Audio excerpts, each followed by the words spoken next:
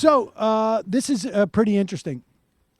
Dick Durbin tweeted out this. Can we put this tweet up on the thing? Yeah, In 2007, I sent Brett Kavanaugh this letter to explain his inaccurate and misleading testimony to the Senate Judiciary Committee. I'm still waiting for an answer. This is the kind of stuff that we need to see, okay? Because this is just the nature of the game. Because apparently, Democrats, anybody on the left, have absolutely no sensitivity to the relevance of the Supreme Court from a political standpoint, from an operational standpoint. In fact, there's some idiots out there who think that it was completely the likelihood of something like this happening would be equivalent to the moon falling into Lake Michigan. But with that said, this is the letter that Durbin sent in 2007. 2007. Dear Judge Kavanaugh, yesterday the Washington Post published a lengthy piece about Vice President Cheney's role in the policymaking process of the Bush administration.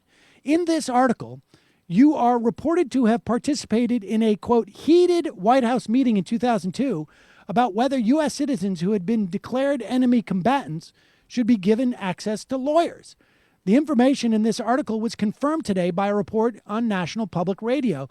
These reports appear to contradict sworn testimony you gave the Senate Judiciary Committee on May 9th, 2006 at your nomination hearing. At that hearing, I asked you about the role you played as one of the president's top White House lawyers in the selection of William Haynes, a controversial nominee to the U.S. Court of Appeals for the Fourth Circuit and proponent of permissive policies with regard to torture. I asked, what did you know about Mr. Haynes' role in crafting the administration's detention interrogation policies? You testified, Senator, I did not. I was not involved and am not involved in the questions about the rules governing detentions of combatants, so I do not have any involvement with that.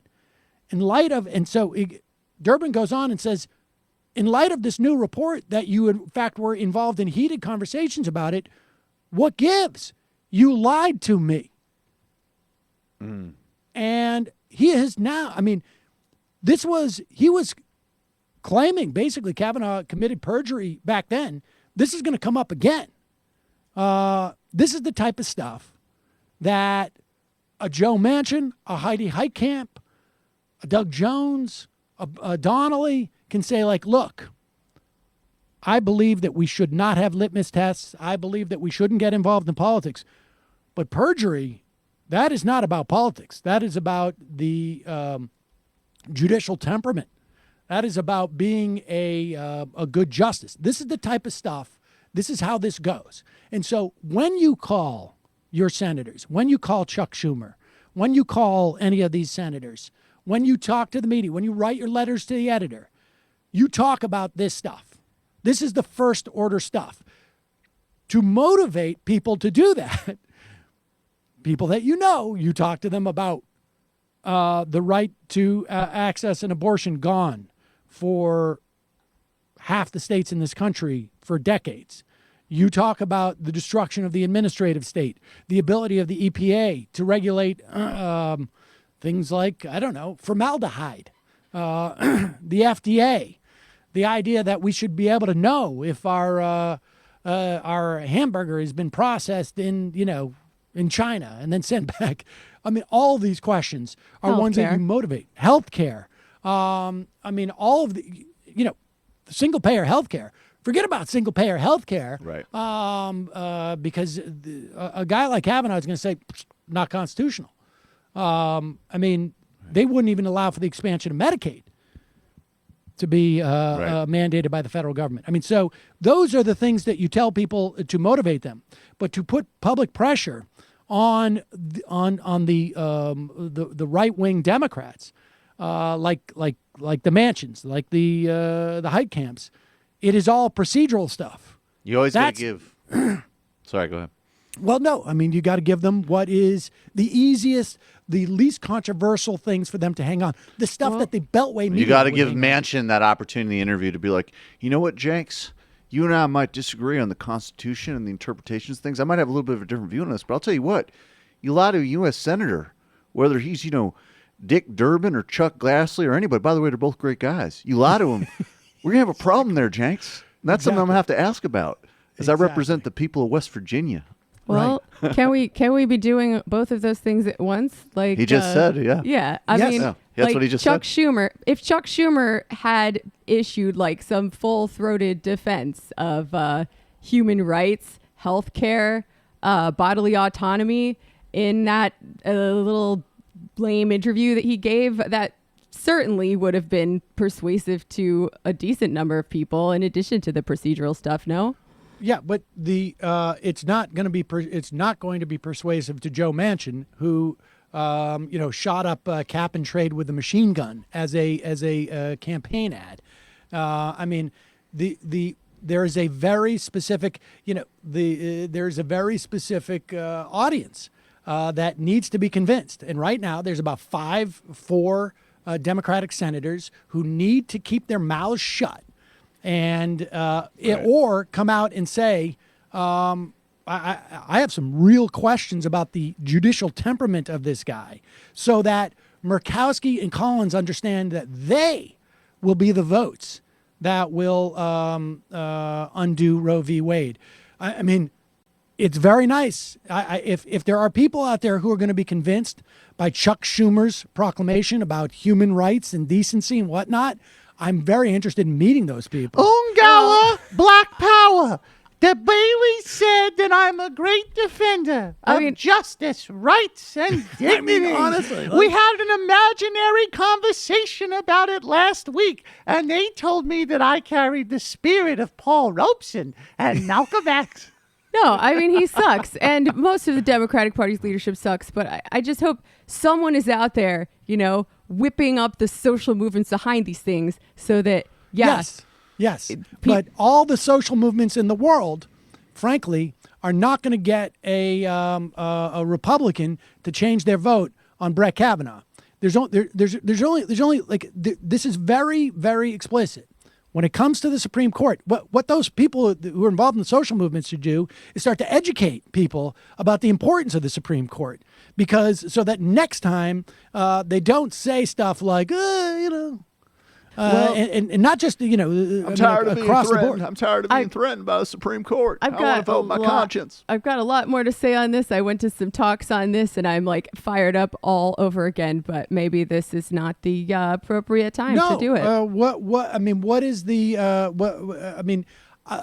at this moment where there is going to be a confirmation hearing, and there's going to be 100 people voting on it. Period. End of story.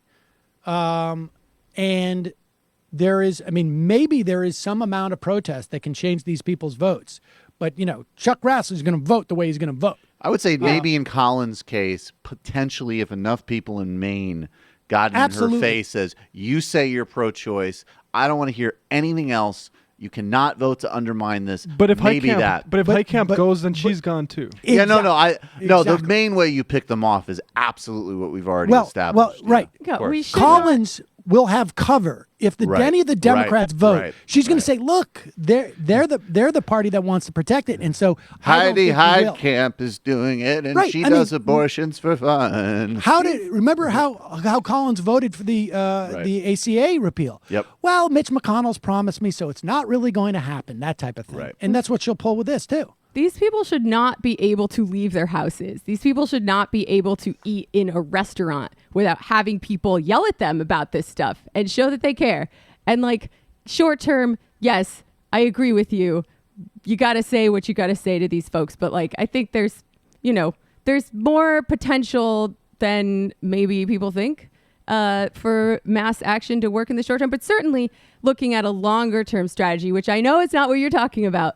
But that is how we have gotten these rights in the past, like abortion rights. Roe v. Wade wasn't decided in a vacuum. It was the result of a radical feminist movement in the 70s that really incorporated a more holistic understanding of human rights. And as time has gone by, these currents have been sort of subsumed within the Democratic Party and with NGOs and gotten to be a narrower and narrower defense of this right, to the point where it just hasn't worked. And like I heard from activists from around the world who said that the U.S. is a model for them of what not to do to protect abortion rights, because look at where we are now. So, like, yes, in the short term, I agree with you. In the long term, we need a complete refiguring of strategy.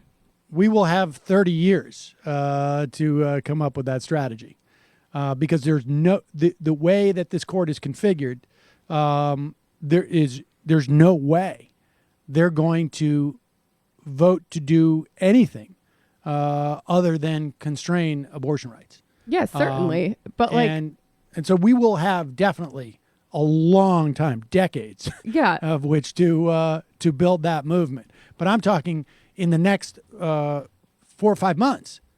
This is what's got to happen. Don't vote out of fear. Don't vote out of fear. Yeah, vote for Democrats, absolutely. But we got to do more than that. That's my main point, and I don't think that anyone disagrees with me. I would just like to assert that we need to do less than that. Just vote for Democrats and then shut up. But we got to do. Don't do anything else. You vote for Democrats and then you stop. Oh my God. The only civic obligation you have is to vote for Democrats and then you stop it. Yeah, well. And you listen to podcasts and then you shut up. There are people saying that, so. I would like to. Just stop it. Don't do anything else. You just vote for Democrats and then you be quiet.